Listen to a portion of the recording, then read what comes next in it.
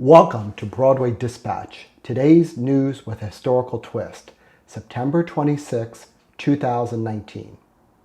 Over a year ago, it was announced that Cyndi Lauper, who won a Tony Award for her score to Kinky Boots, will pen the score for a Broadway-bound musical adaptation of the hit film Working Girl. And in today's news on Working Girl, we now hear that the Tony-winning Come From Away director Christopher Ashley will direct, and that Bridget Carpenter has signed on as the new book writer.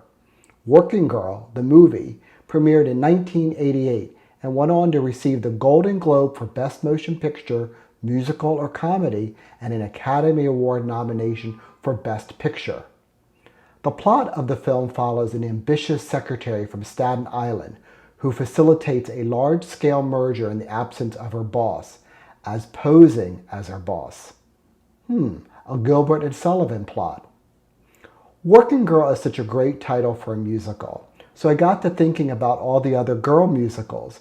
There are so many girl shows to talk about, but I started to think if any of them had a connection to one another other than the title. So let's look at them. Bloomer Girl from 1944. A young woman, a Yankee, from a hoop skirt manufacturing family falls in love with a Southerner. A highlight of that show must have been Agnes DeMille's Civil War ballet. New Girl in Town, based on Anna Christie, Eugene O'Neill's Pulitzer Prize-winning play, and was directed by the Broadway master Mr. George Abbott.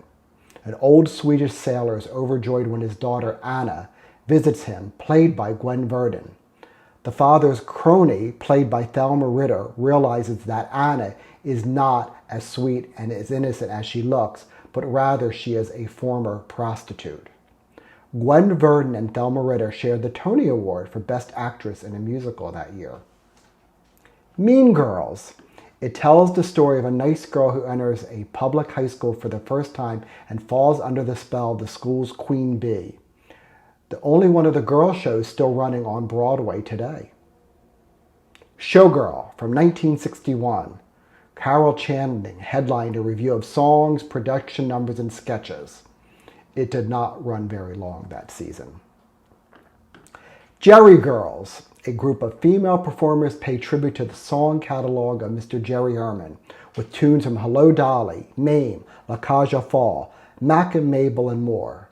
From the 1985-86 season, where Chita Rivera got a Tony nomination out of it. Prior to that, the show ran in Palm Beach with Carol Channing as its star.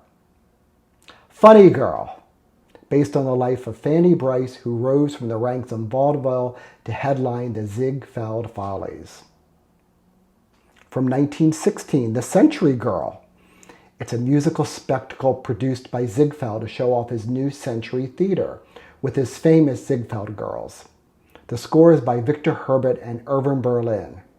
And there was a big Alice in Wonderland number that featured a chorus line of actors and actresses dressed up as playing cards. 70 Girls 70.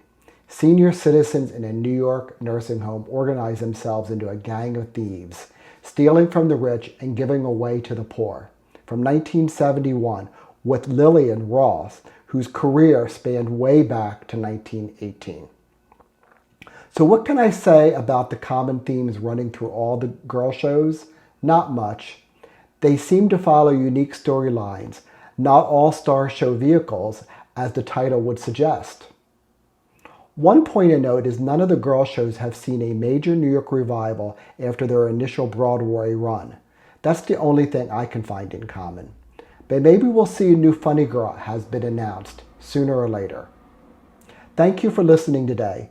Don't forget to hit the subscribe button so you don't miss future videos. Finally, go see a show or perform in a show or write a show of your own.